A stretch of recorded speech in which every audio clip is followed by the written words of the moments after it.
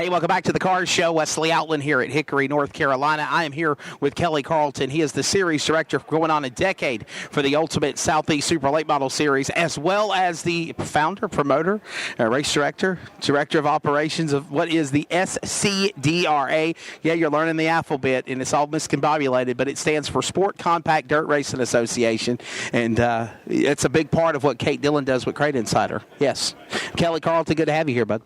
Thanks for having me, Wesley. So real quickly, for people that might not know, what is obviously the Ultimate Series Super Late Models first? Right. I would say that they are the #1 regional series in the entire world. And in addition to that, the SCDRA.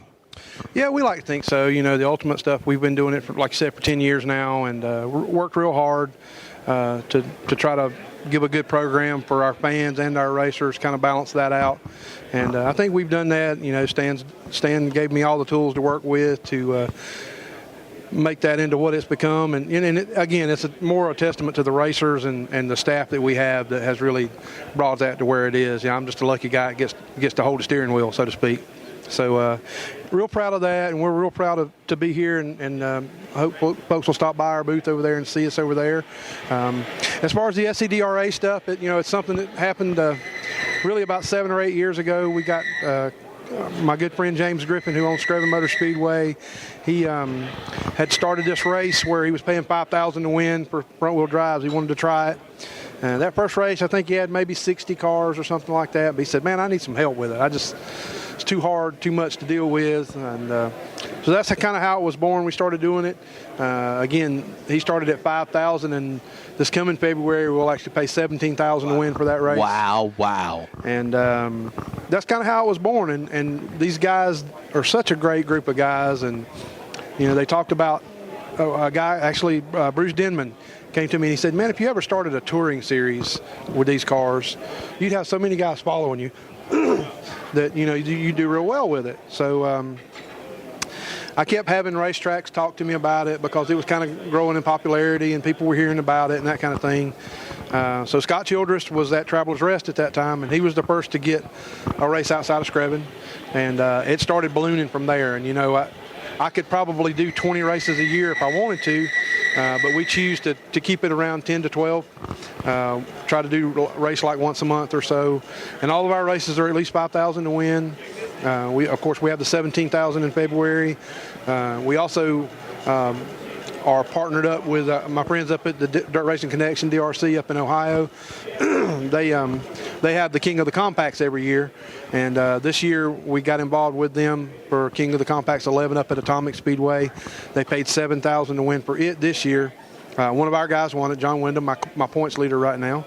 And then this coming year, they're actually moving over to Skyline Speedway in Ohio. So at Ohio, yeah. And they're going to pay $12,000 to win this year for it. So really excited about that program. We've also developed some partnerships and created an SCDRA Northeast for those Pennsylvania, West Virginia, Ohio tracks on that eastern border of Ohio, because there's a real concentration of the cars there. So the biggest goal was I wanted to create something where a guy could get in his car, take his race car with him, and be able to go anywhere in the country, vacation, whatever, take his race car and be able to race, and not have to do a lot of changing. That's kind of now when you're traveling, obviously with a dirt late model series like Ultimate, obviously there's big paying races. Yeah, we look at Virginia Motor Speedway, the King of the Commonwealth, the USA 100, the World Championship, and how do you adapt of making it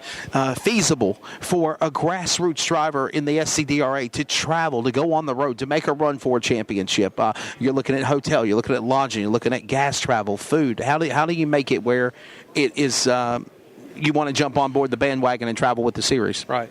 Well, again, I think the schedule is one thing, is limiting to try to only race once a month. Gotcha. I think that's important, and that way they're limited to how much budget they're spending. They only have to spend it once a month. And, our cars are not crazy expensive. Just like any other form of motorsports, you can pour money into anything, but there's only so much you can do. We run on a DOT tire, a standard street tire. Right, yeah. So that limits what the amount of horsepower. They can build as much horsepower as they want, but there's only so much they can get to the racetrack. Right, exactly. And that's kind of the great equalizer. And so that's kind of how we approach the budget aspect of it.